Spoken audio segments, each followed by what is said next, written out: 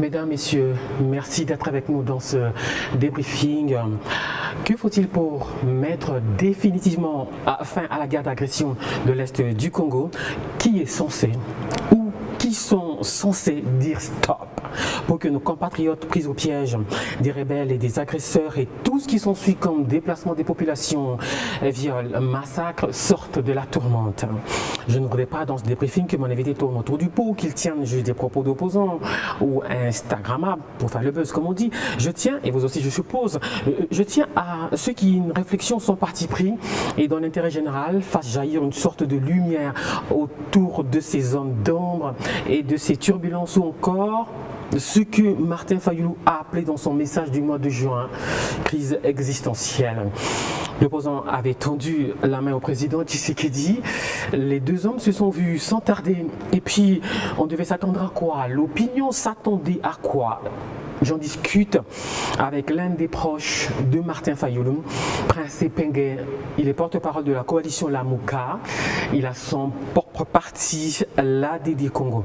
On évoquera aussi le lendemain tumultueux du conclave de Nairobi pour certains opposants à leur retour à Kinshasa. On fera également allusion aux petites phrases assassines.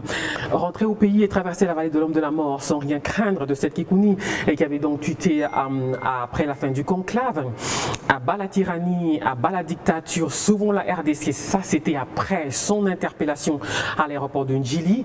Et ces autres petites phrases du ministre de l'Intérieur, le VPM Chabani, messe noire contre la République et le gouvernement s'assumera pleinement si des tentatives de déstabilisation des institutions sont avérées.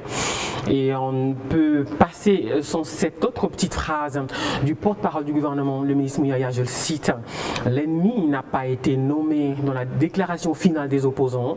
Cela signifie encore une fois qu'il existe une forme de complicité de la part de certains Congolais avec le Rwanda et les rebelles du M23.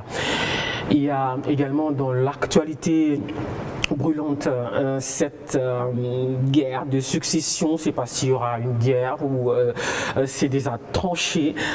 Cette succession à Vital Kamerhe à la tête de l'Assemblée nationale, Aimé Bougie, Baudouin Maillot, des toujours UNC, où ils font semblant d'être UNC d'après certains, ou encore un allié plus loyal et plus confiant donc de l'UDPS à la tête de l'Assemblée.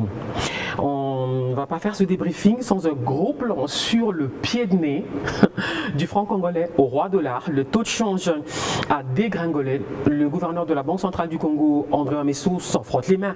Et sur le marché des prix des produits de grande consommation ont baissé pour certains.